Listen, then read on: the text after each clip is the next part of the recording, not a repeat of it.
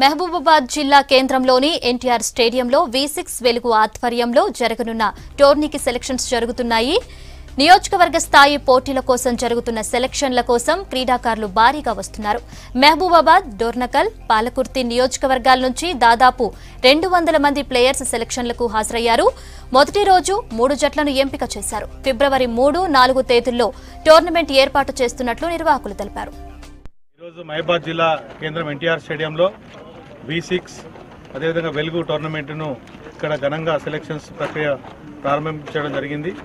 మహబూబాబాద్ కొత్త జిల్లా, పాత ఉమ్మడి వరంగల్ జిల్లాలోని మహబూబాబాద్, డోర్నకల్, పాలకుర్తి 3 నియోజకవర్గాలకు సంబంధించినటువంటి క్రికెట్ టోర్నమెంట్లో భాగంగా సెలక్షన్స్ ప్రక్రియ ఈరోజు చేపట్టడం జరిగింది. ఇందులో సెలక్షన్ అయినటువంటి 3 కాన్స్టిట్యున్సీలను ఫిబ్రవరి 3, 4 తారీఖు లోపల ఇక్కడ టోర్నమెంట్ నిర్వహించి ఇందులో విజేతలు వరంగల్ ఉమ్మడి జిల్లాలోని ఇతర సంబంధించిన 3 ప్రాంతాల నుంచి వచ్చేటువంటి వాటితో టోర్నమెంట్, తర్వాత డిస్ట్రిక్ట్ లెవెల్ టోర్నమెంట్ ఫర్దర్గా జరుగుతూ ఉంటుంది. Telugu V6 cricket tournament Mahabubabad NTR స్టేడియంలో ఈరోజు మహబూబాబాద్ మరియు పాలకుర్తి మరియు డోర్నకల్ ఈ 3 కాన్స్టిట్యున్సీలకు సంబంధించిన సెలక్షన్స్ ఇక్కడ నిర్వహించడం జరుగుతున్నది.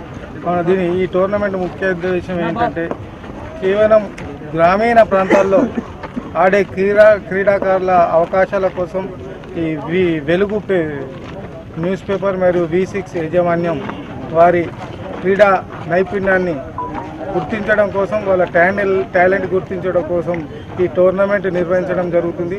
కావున ఈ టోర్నమెంట్ నిర్వహిస్తున్నందున గ్రామీణ క్రీడాకారులు వారి యొక్క క్రీడా ప్రతిభను కనబర్చి మరియు వారి ఈ టోర్నమెంటును విజయవంతంగా చేయాలని కోరుకుంటూ మా మహబూబాబాద్ జిల్లాలో V6 వారు మరియు వెలుగు వారు నిర్వహిస్తున్నటువంటి క్రీడోత్సవాలని వెల్కమ్ పలుకుతూ ఈ రాష్ట్రంలో గ్రామీణ క్రీడాకారులను వెలుగుదీయడం కోసం చేపట్టినటువంటి V6 వెలుగు వారికి ప్రత్యేక ధన్యవాదాలు తెలియజేస్తూ క్రీడాకారులు మొట్టమొదటిసారిగా ఈ రాష్ట్రంలో మొట్టమొదటిసారిగా గ్రామీణ క్రీడాకారుల పట్ల శ్రద్ధ చూపిస్తూ ఈ కార్యక్రమం తీసుకున్నటువంటి